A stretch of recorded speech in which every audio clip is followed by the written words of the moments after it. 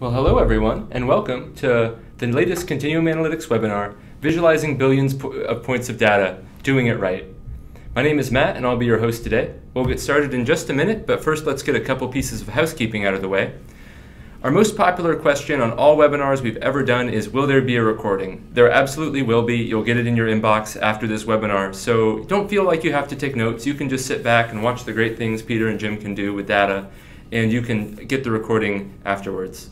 The second point is about Q&A. If you have questions, you can ask them in that chat box on your left for questions, and we'll address them at the end during our Q&A period.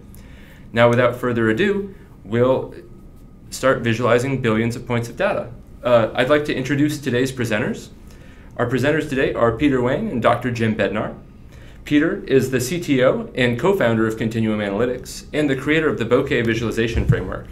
He's been developing commercial scientific software for more than 15 years and created the PyData conference and is a giant proponent of Python and the data analytics stack and evangelizes it all over the world. He's joined by Dr. Jim Bednar, who's a solutions architect here at Continuum Analytics and is an honorary fellow of the University of Edinburgh in Scotland. He holds a PhD in computer science from the University of Texas, as well as undergraduate degrees in engineering and philosophy. And he's the author of more than 50 papers and books about the visual system, software development, and their interaction. And he manages the open source Python projects HoloViews, Imagen, Param, and datashader. I don't think there's anyone better to talk about big data visualization than the two gentlemen we have here today. Now, without further ado, let's visualize some data. Peter, please take it away. Thank you very much, Matt. So as an overview of what we have today, we're going to walk through a number of different data sets and talk about how data shading as a technique and our datashader library can help us do perceptually accurate and meaningful visualization of these different kinds of data sets and kinds of data. And before we get started, I just want to remind everyone that the software we're covering today is all completely open source. It's part of a DARPA-funded project called XData. We're very grateful for their support and funding through the years. Now, Continuum Analytics also invests in this development, but certainly we wouldn't be where we are today without the help from DARPA. And one of the big things that we see when we're looking at visualization problems in general is that right now there's a lot of discussion of big data visualization. But as hopefully you guys will see as we go through the slides in the demos today, a lot of the problems that we are looking at are not specific to just big data, but they show up in little data visualization as well. So let's get started.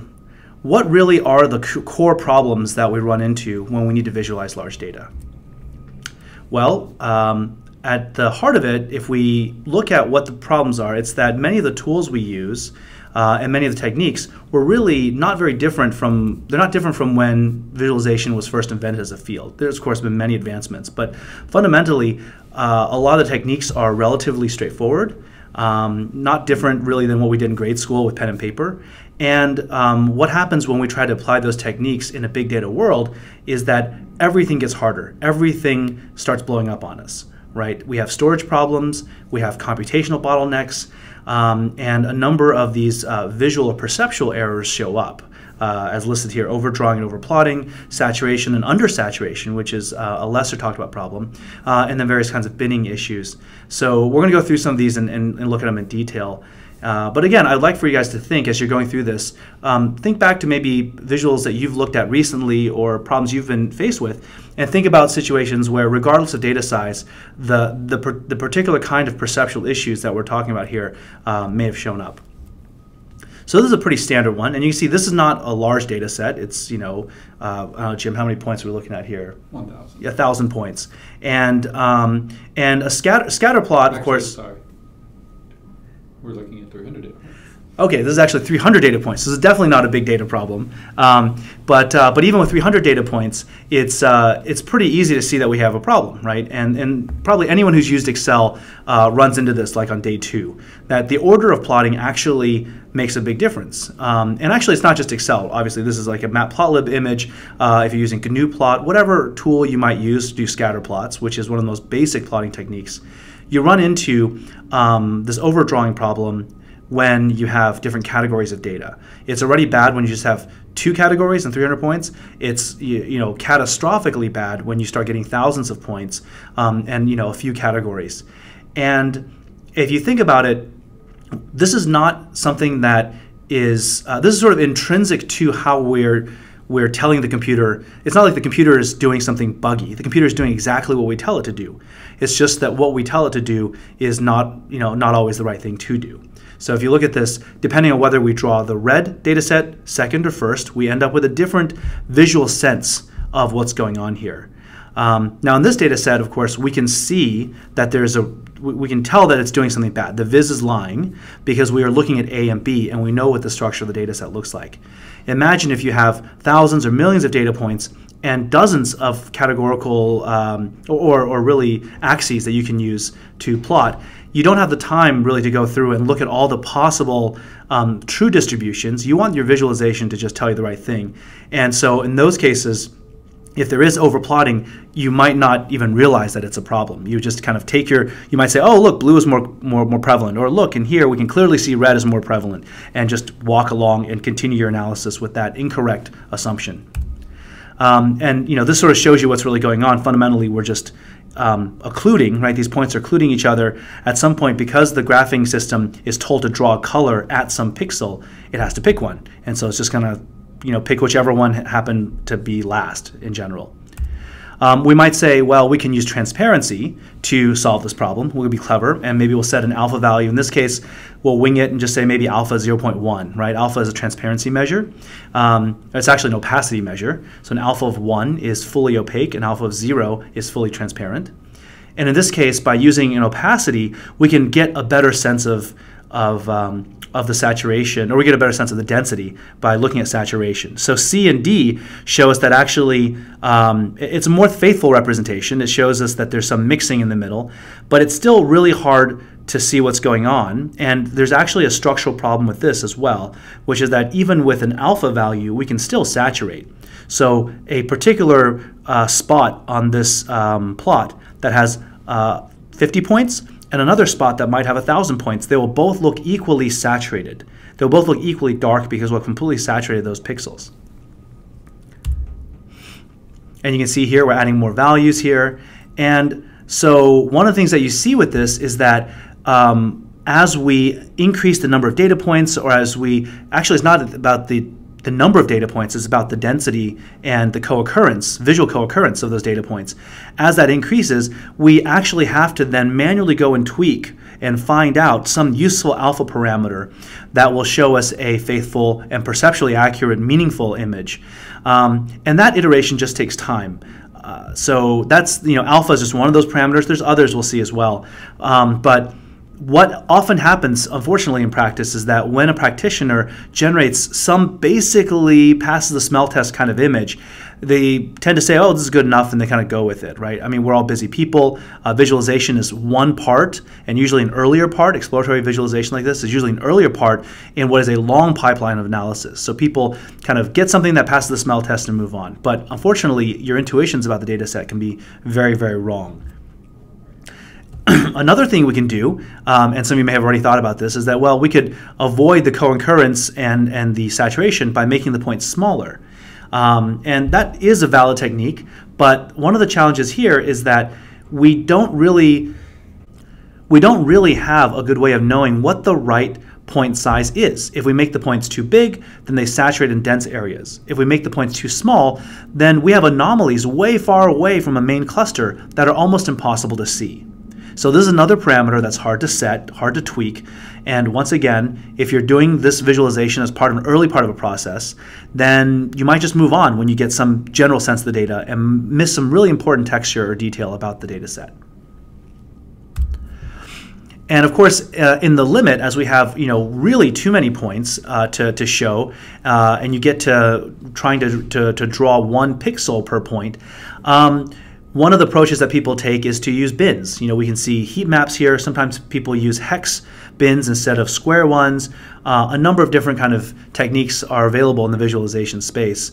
And This definitely does avoid the saturation problem because you can auto range. You can fit your color or your saturation, etc., based on the maximum value in any bin, and then some global minimum as well. But the problem is that the result is highly independent of the data size. And so if you have a lot of data, if you have a little bit of data, you're going to get the same visual appearance. And if you actually want to have more texture in the data, you got to set your bins really small. And now you run into very similar situations before. Bin size and the transfer function, really the mapping of color to bin value, that's again, different dynamic properties that you really have to set manually. Again, most of the visualization tools that are available today that people commonly reach for in data science, they treat these parameters they leave them really as an exercise for the practitioner to just guess. So hopefully these illustrations demonstrate that there's some common challenges we face. And this is just for scatter plots. There's similar problems with line plots and time series kinds of plots. And there are particularly unique sort of situations that arise in GIS that all really come down to the same problem, that when we're trying to look at really large data, especially when we're doing first looks at it in an exploratory kind of setting, we're really relying on the visualization to provide basic navigation guides for us. What are the useful clusters? Where are the outliers roughly? What is the quality of my data, right? Data conditioning is oftentimes guided by certain things that crop up as you're looking at a data set. Those sorts of things are really hard to get out of statistical processing because a lot of statistics is driven by a model. You must already have some preconceived notion of what model your data set conforms to. Visualization is really our very raw human instinct way of getting an intuition over the texture and the structure and the values in the data set. So when we're looking at really large data, especially when we're exploring it, there's really nothing better than visualization to get a sense of that data. And unfortunately, with large data, we can't look at all the individual data points. And really, unfortunately, most of the tool sets that we have, most of the data tools, commercial software included actually, they're based on techniques and sometimes they're based on code bases that date back several decades at this point. Many people are using things like GNU plot in production. And GNU plot's a fine tool, but it wasn't designed for these extremely large data sets as we have now. And so those kinds of tools have a very long cycle time and iteration time as you try to tweak one parameter or another. And data scientists and data analysts are very busy people. So oftentimes we will just get something that's good enough, looks basically passable, and move on, and not realize that the viz is actually lying to us. And that's really the worst part about bad visualization, is that there's not a segfault equivalent for visualization. If only bad visualization would just come up as like total black or something, right? But sadly, we get things that kind of look like they're right, and we move on with it, and either lie to ourselves, or worse, we miss opportunities to really figure out some interesting structure in the data. So next, we'll look at data shading and how it's a structural approach to solving this problem in a deep way. At a high level, data shading really is a flexible and configurable pipeline approach for automatic plotting of large data sets. And by automatic, what we mean is that we provide the software enough insight into the data, and we provide the analyst enough controls over the software so that the most intelligent thing possible can be done at each stage of the visualization pipeline. And what I mean by viz pipeline, I'll go into more detail in a following slide. But really at the heart of the problem is we realize that if we want to render large data sets in the browser or out of the browser, when we want to look at large data sets, we have to really rethink the entire process of visualization. And we don't just start with rasterization, with putting bin counts to colors, but we actually need to go up one more step and change how we think about the binning processes itself. So in data shading, maybe a high-level summary way of describing this is that data shading is about creating a information visualization pipeline that supports meaningful statistical transformation of the data at every stage. They can be optional at each stage, but they give the analyst a useful and simple way, in this case through Python, to configure what we do at each stage of that pipeline. what this in effect allows us to achieve is a very rapid iteration of visual styles and configurations. We can support interactive selection and filtering, and we can really support all these things interactively on very large data sets. So let's look at the pipeline. Initially, we always start with data of some sort, usually in tabular form, many different columns, many different kinds of values, categorical and scalar and whatnot.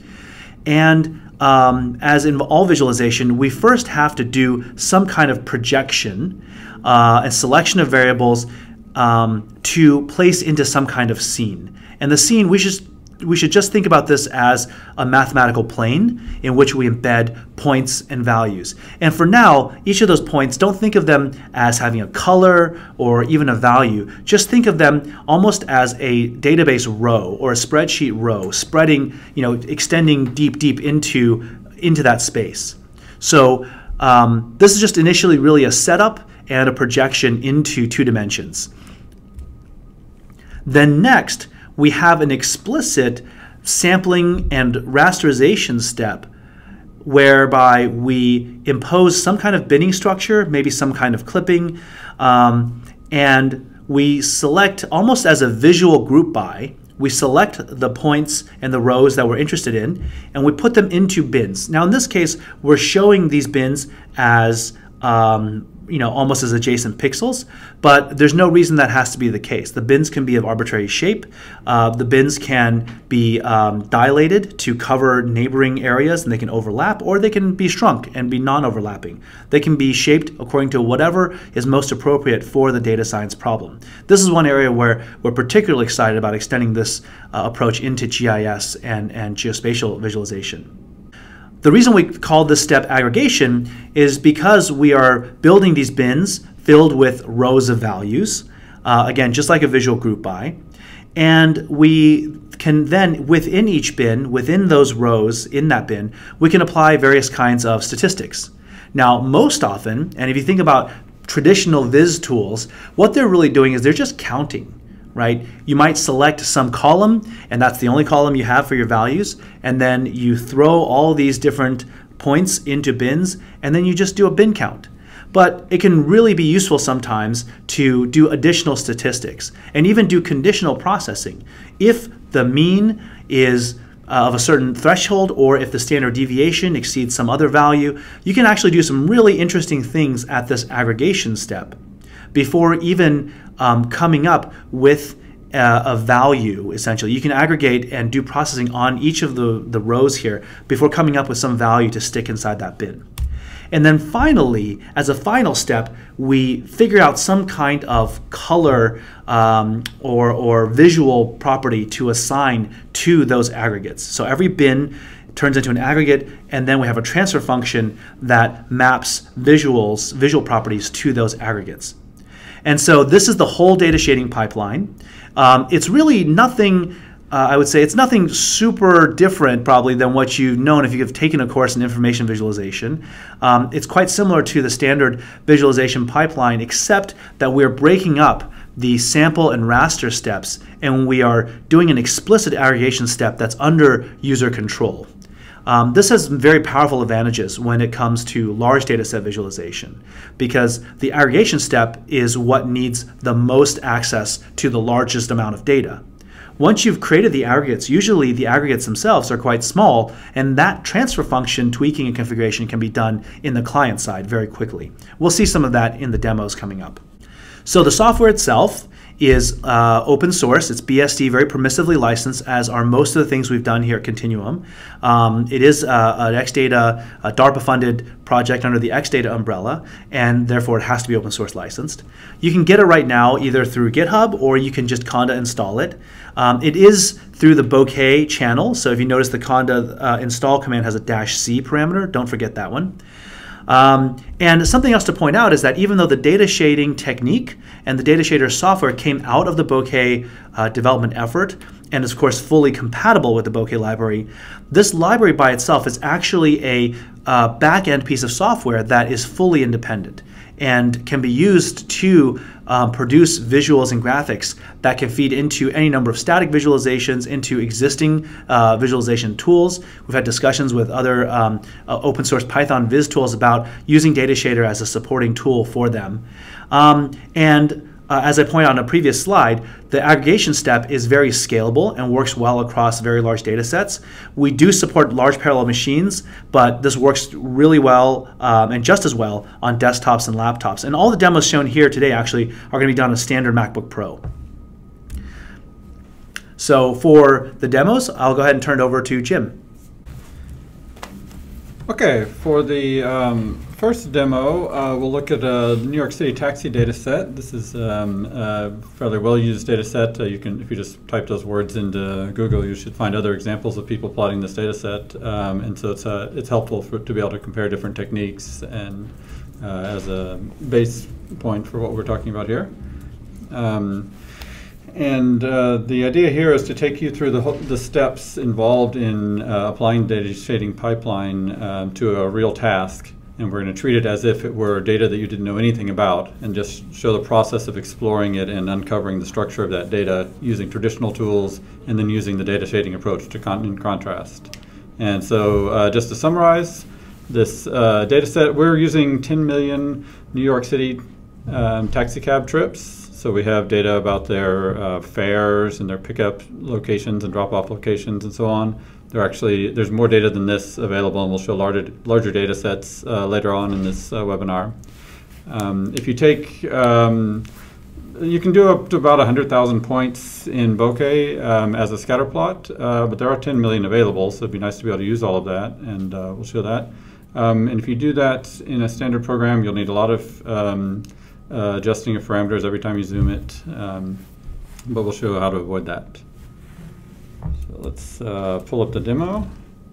Okay, so here's, I'm using a Jupyter Notebook. There's a link later on about where you can download the notebook, so it's actually in the GitHub repository for the project. You're welcome to run this yourself. The New York City taxi cab database is publicly available, and there's in the README file explains how to download the data, so you can do anything you like with it. So first what we do, we load it into a pandas data frame. Many of you might be familiar with pandas. It just helps you deal with columnar data like this. And we look at the data set. We see that it's got about 12 million data points. In each one we've selected 5 fields to preserve from the data. There are other fields, but in this example we'll keep these 5: pickups and drop-offs and how many people are involved. So if you take that data, if you load this in, you can say, okay, I'd like to plot it. A standard thing would be to do a scatter plot. So let's do that. We'll use bokeh. We're just going to create a plot and pick 1,000 random points from it. Do a sample of 1,000 points, and that's what you get. This is actually geographic X, geographic Y. So this is a location in real space in Manhattan. You can actually, if you know what Manhattan looks like, you can see the outline of the island of Manhattan. You can even see the outline of Central Park if you really know what you're looking for. But that, I'm using a lot of my own prior knowledge to be able to see that. To many people, this just could be any data. 1,000 points doesn't really convey a whole lot about a data set like this. But you can already see problems with overplotting. If you look right here in central Manhattan, you can see just a dense snarl of pickups and drop-offs there. We pretty much know that's not going to be true, that it's not going to be equally likely to be picked up and drop off inside a building and between a street and so on. So we already know that there's some problems with this plot. And if you go to slightly more points, then you can really see the problems. It's beautifully outlining the shape of Manhattan, but apparently pickups and drop-offs occur equally likely at every point in Manhattan. Surely that's not true. So okay, let's up the points a bit more, and let's reduce the dot size, as we mentioned earlier. That's one way to reduce problems. We'll also reduce increase the transparency, reduce the opacity. And then we get this plot. This is 100,000 points, and you can see we're using an alpha parameter of 0.05. That means it takes quite a lot of points to add up to full brightness. The size is now very small. And now you can say, wow, you can actually, now anyone's going to recognize this as being a downtown city street grid. And you can see individual streets. You can see that there are some areas that are more densely populated with, we're actually plotting drop-offs here, so more likely to be dropped off along the street than in between the streets. That's all good. But again, you can see serious issues with saturation here. We know that it shouldn't be densely populated uniformly within these regions, so that's the visualization lying to us. Luckily, we happen to know that. We know that New York has streets and buildings. If this were some abstract data, we might not know that. We might have no idea that there was a problem with this plot. I can see it immediately, but for abstract data, you might not ever see it. Okay, so this is all just traditional bokeh plotting. Any other plotting program could do this. A lot of them can't handle 100,000 points. Bokeh is actually pretty good about that. It's handling it in the browser pretty reasonably. Now we've got 10 million points. If I tried to throw 10 million points at bokeh, what would happen is that those 10 million points have to be encoded as JSON, given to the browser, and my browser would die. So that's not what we're doing in data shading, because it actually works. So with data shading, what happens is that we take all those points, we give them to the Python process, it renders it as an image, and that's what goes to the browser. So nothing crashes, it just works. So let's see what the result of that is. So let's just take those 10 million points and then render what effectively is a very large heat map. And I don't know if you can see anything here, but this is actually, this is a plot of the same region. And you can see almost nothing, but what's going on here is that it's been auto-ranged so that the area with the pixels that have the highest density of drop-offs, again, we're plotting drop-offs here, the highest density of drop-offs have been mapped to dark blue, and that's linearly scaled down to 0 so that everything else is mapped from 0, meaning no pickups, no drop-offs, up to the most densely populated region. You can immediately you want to ask, what is that little spot there? This is actually right by Penn Station. Up here, there's another little hotspot that's near Times Square. There's the bus terminal dense over there as well, but we'll get to that in a minute. But the biggest problem with this plot is that you can see almost nothing, and the reason for that is that the density in the highest spot is actually quite a bit denser than anywhere else, and so we see this is a serious under-saturation problem. It looks like there are no trips over on all the areas around it, and there must be very few trips around here, and that's completely not the case. We can actually explicitly stop that. If you look at the code here, what we're doing is, you can point out this particular one took under a second to calculate. But if you look at the code, we told it to interpolate from the lowest count, plotting that as white, to the highest count as dark blue linearly. We can change this value. The lowest non-zero value, let's plot that as light blue instead. Okay. This solves the undersaturation problem immediately. Immediately you can see a clear difference between the areas that have data and the areas that have no data at all. And then immediately you can see that this data set has some problems, because if you look closely here, this is water. There are probably not very many actual taxi drop-offs in the water. And there are fares associated with those. We could see that they actually got money for that. So pretty much very unlikely that somebody would have paid money to be dropped off in the middle of the water. So there's definitely some noise involved in this data set. So we have solved at least, so we've revealed the noise by showing the difference between completely empty areas that had 0 pickups whatsoever, and there are areas that are actually largely noise, very few pickups. But what about in the middle? We still have our hotspot here, we can see that, and we basically have a binary. We either have some pickups or a hotspot, and that's all the structure we could see, and we know that's not going to be the case, because we still are obscuring all the difference between streets and non-streets. Intuitively, we really understand this type of data. We know that taxis are not going to be equally likely to drop off on streets and non-streets. So what do we need to do? Well, the answer actually comes from studies of human perception, which is that we do not perceive a linear ramp in color linearly. If you want to show something to a human being, don't show it to them linearly, because we will not perceive them linearly.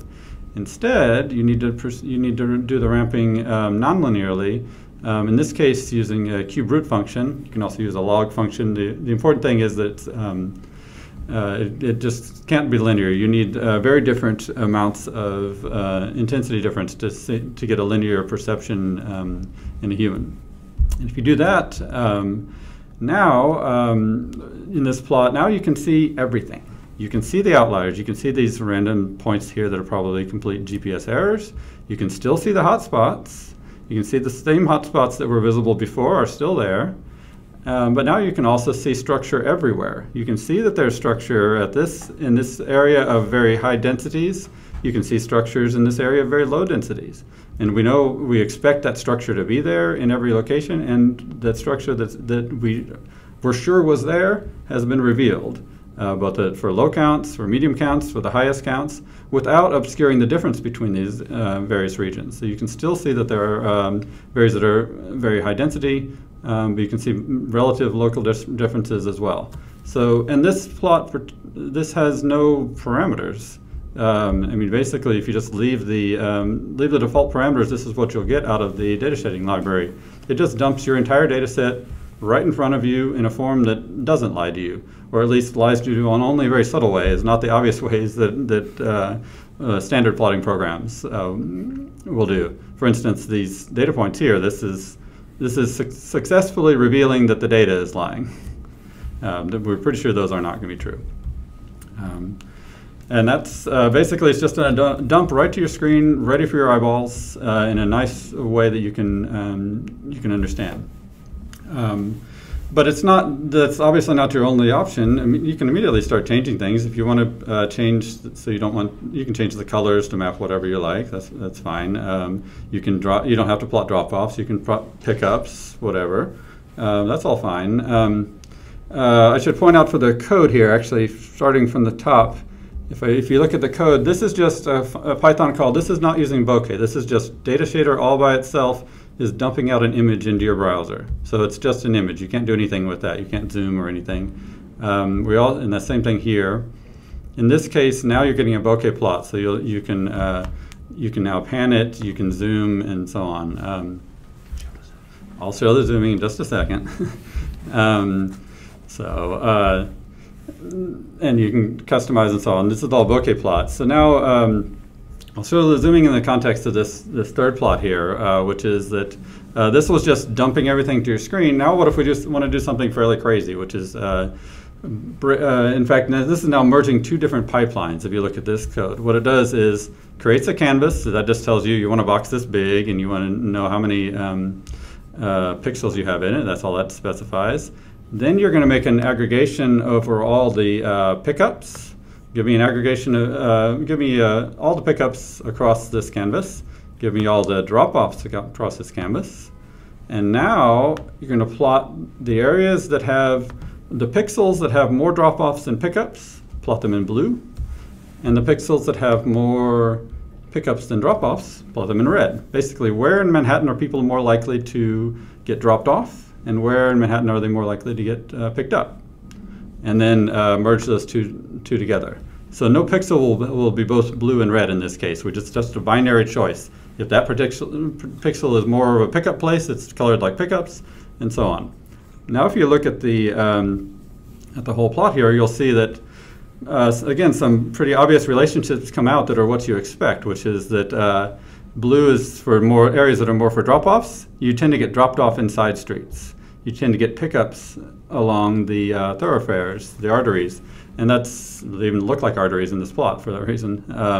And that's for at least for several reasons. Obviously, you're more likely to find a taxi if you're on a busy street than if you're on a side street. And that holds even on the island of Manhattan. And it's interesting, the ones that go along the island, you're more likely to be picked up at. And the ones that go sideways, you're less likely. You're more likely to be dropped off at. And so we have interactive zooming, of course. This is actually relatively slow at the moment in the IPython notebook. I'll show you another example that's a lot faster.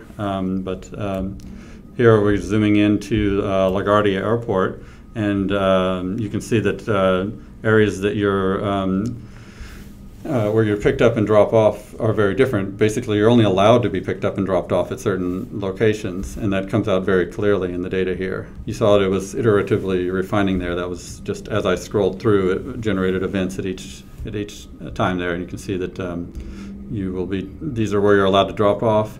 And I don't know LaGuardia Airport very well, but I suspect that the pickup areas are underground because they have a lot more noise in their locations than the drop-off areas. Anyway, you can see that as if you notice things at the high level in the as you're exploring a visualization, you can naturally zoom in and investigate using this interactive interface. And the interactive interface does require bokeh, but all it's doing is repeatedly calling the same function here each time you zoom in. So this you can do this from any program that could repeatedly call a Python function. So that should give an idea of what it is you can do with geographic data. Just very briefly, I'll use the same data set for non-geographic data. Same data set, but instead of taking the pickup and drop-off locations, we'll plot other data, fare, tips, distance, and so on. And so you'll see we've kept certain fields. We could have kept it all, but now let's let's just plot something obvious. Distance versus fare. Now we know from how taxis work, the longer the trip, the higher the fare. And so we expected to see a nice linear relationship here. Here we did, this is back to the standard bokeh scatter plot, 1,000 points. We see a linear relationship. It makes complete sense. And it also makes sense that it's more linear on the downside. There's a minimum fee, but your fare could go up because you might be lingering in lights. You might be stuck in traffic. So your actual fare could go up quite a bit. But it can't go down. You're not going to somehow make it there earlier than your time and distance will allow. So that was something obvious. You would have probably stopped there if you were in a standard plotting program and said, yes, clearly fare is related to distance. What if you go on and just show 10,000 points? Well, then suddenly the data looks a little bit weird. You notice that it's discretized. This discretization is actually to the nearest 50 cent. So it's not like it's discretized to the nearest cent. The fare is, for some reason in this database, is discretized there. Also, distance is discretized. You can see that only certain distances are possible in general. So that's interesting. Lets you couldn't see patterns like that very easily in the original in a small subsampling, but with enough data points, you can see that. 10,000 is as many points as I want to stress my browser with in the standard plotting program. With data shading, of course, we can throw all 10 million or 100 million or whatever points at it. If you do that, and it's also this nonlinear mapping helps reveal the data that's up here that wasn't visible because we've got, these are relatively low counts. But the nonlinear transformation makes them visible to our eyes, and you can see that there are actually lots of different possible fares people might have paid for the same distance. And you might even, if you look down here, it's actually, we're working on ways to better view this, but you can see there's actually a large number of points down here below this line here. Those are surely errors, because they imply that you're going a very long distance for very little money. Unless you bribe the taxi driver or there's a friend, I don't know. It seems unlikely that these are real points, and so that's a problem with the data set probably.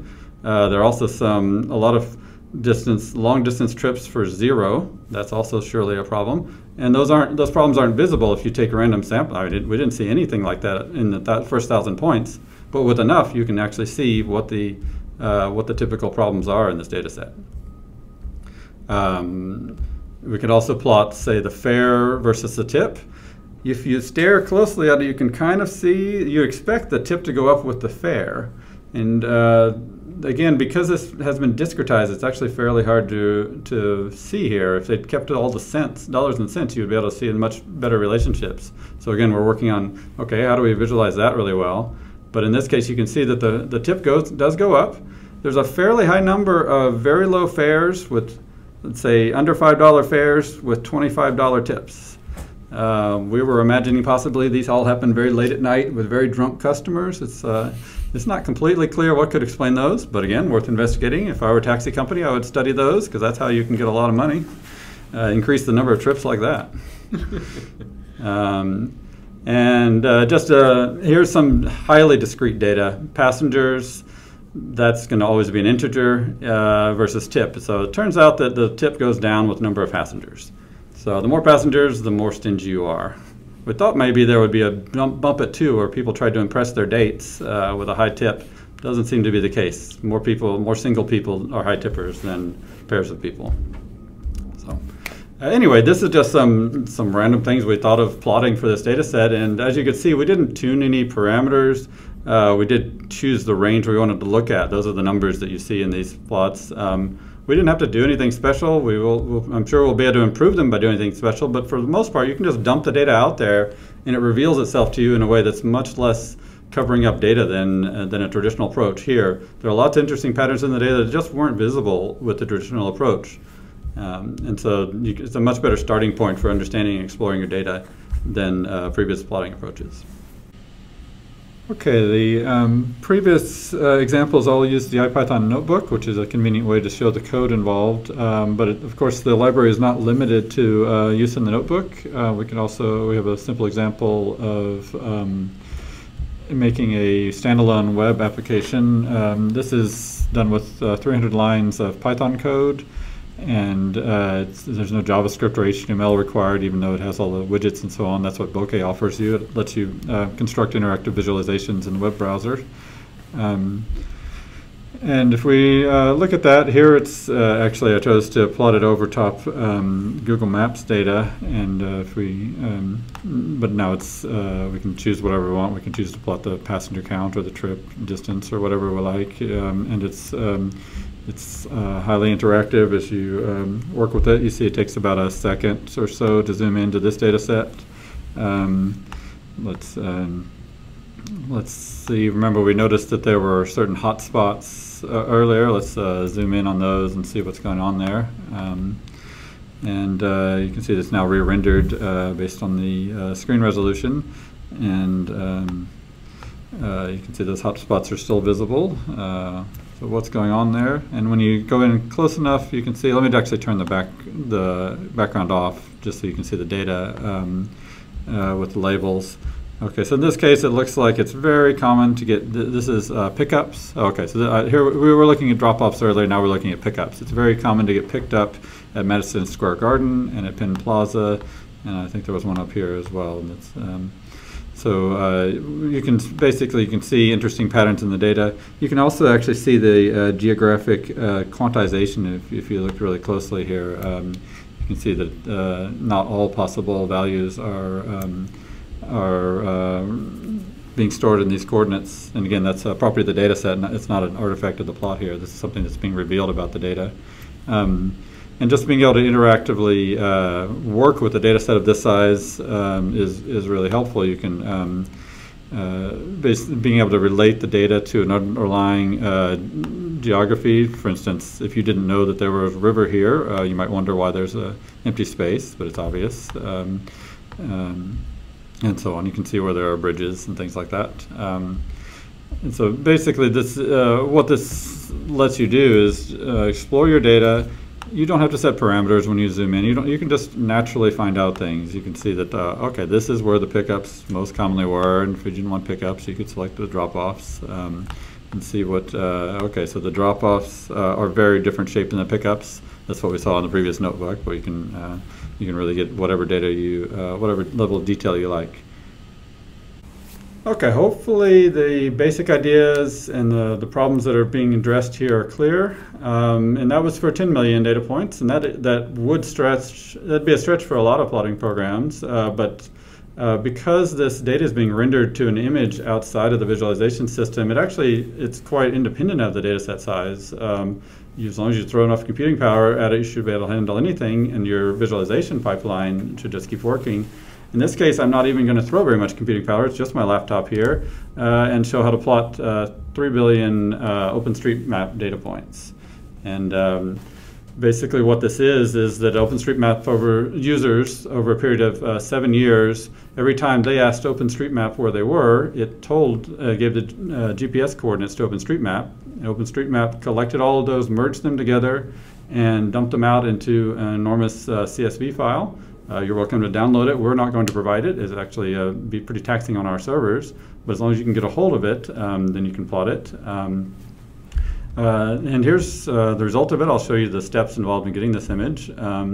This took about 1 minute to do on this particular notebook. It has 16 gigabytes of RAM. This is a 40 gigabyte data set when it's fully compressed, and obviously that does not fit in 16 gigabytes, so it has to, the reason it takes a minute, I'll show you, is that it's mostly reading it from disk repeatedly. If you have a large enough machine, such as we tried it on an Amazon EC2 instance with 128 gigabytes, then it's only 7 seconds. And 7 seconds is pretty reasonable for doing 3 billion points. So let's take you through the steps involved. The code is actually the same code you've seen. We load it. In this case, it's a compressed file format called Castra. It doesn't, as long as you can get something that resembles a data frame out of it, we can use it. And you can see that it has almost 3 billion points here. And it's just a set of locations. There's no other data involved, mostly for privacy reasons. But these are locations where any user has ever been. So let's make a plot of that. Here's something I was working on earlier. Let me actually change this to be... So you notice how fast that was? That actually re-rendered this image in, I don't know, 10 milliseconds or something. And the reason was that we previously aggregated it up here. That took about a minute. Now we're only changing the last step in the data shading pipeline. And so that's actually quite reasonable to do, quite fast. And okay, so this is the data this is just our first look at the data. This is the immediate thing we saw when we plotted it the first time. And you can see, wow, you can see there are OpenStreetMap users everywhere in the world. You can see that people left their phones on during flights or boat trips.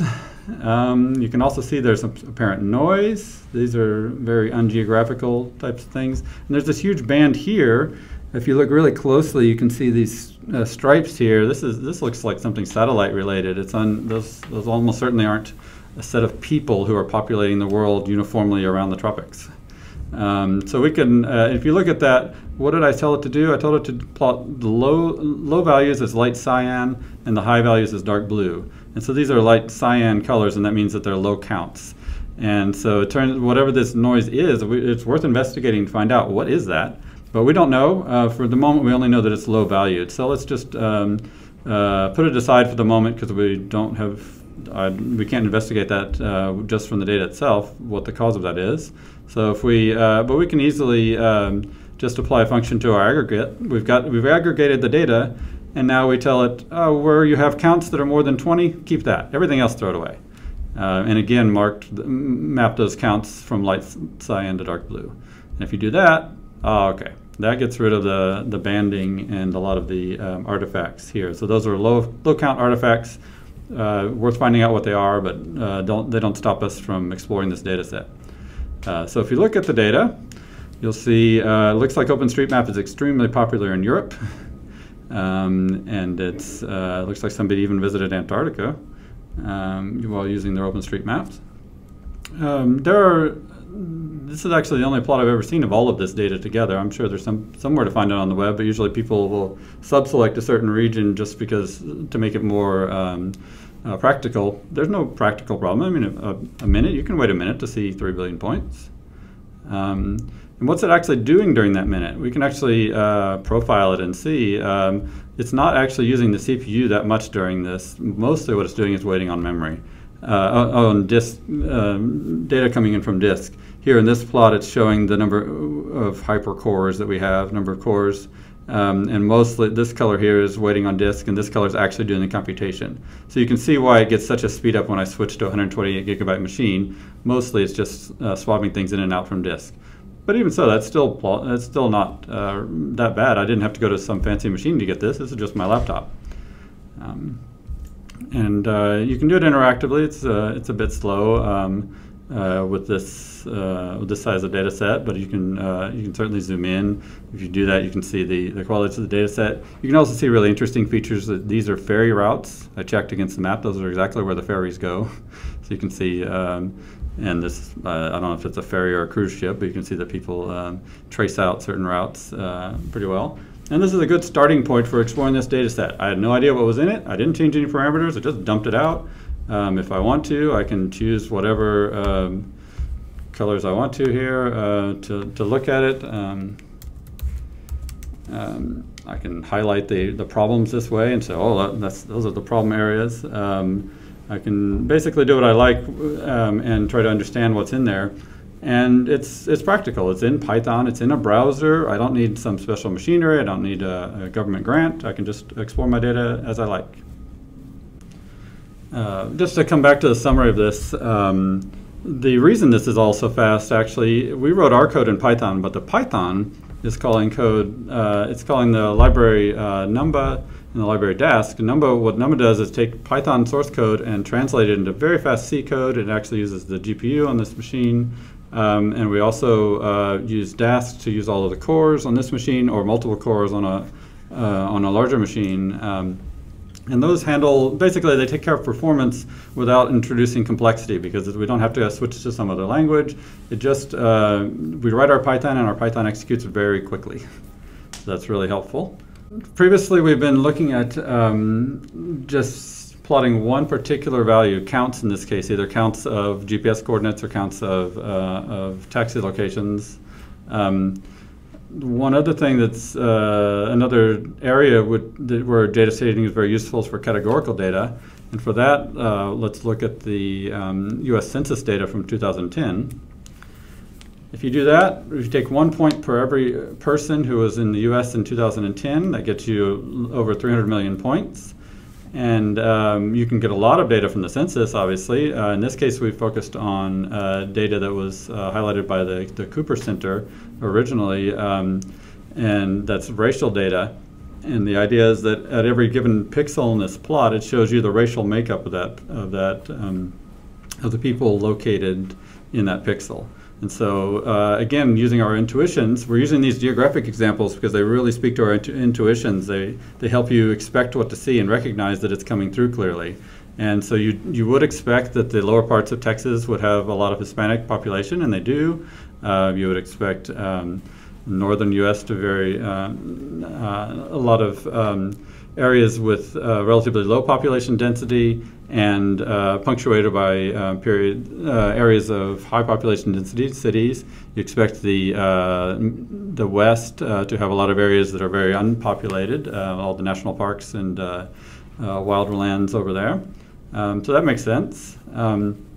And this is all calculated. Again, no parameters were necessary for this. You just tell what color you want for each category. But the interesting thing here is that because there were no parameters required for this, there's no parameters required when you zoom in. In this case, let's zoom in on the area around Illinois, and you'll see that everything's been recalculated per pixel. I haven't done anything, but now you have more data available, more resolution, and you can start to see some patterns. Usually, if in a traditional plotting program, you'd be starting over. As soon as you zoom in, you need all different parameters. So we can see that there's obviously interesting stuff going down here. I happen to know that's Chicago, so I zoom in on Chicago, and you can see, so Chicago has a very interesting distributions of races in terms of population. You can see not only differences in population density within a race. If you look in the blue areas at the bottom here, you can see the areas that are highly populated and less populated. But you can also see that per race. If you keep zooming in, let's zoom in on this little red spot in the middle. That's actually Chinatown in Chicago. And so as you expect, there's a very large Asian population in Chinatown. It makes perfect sense.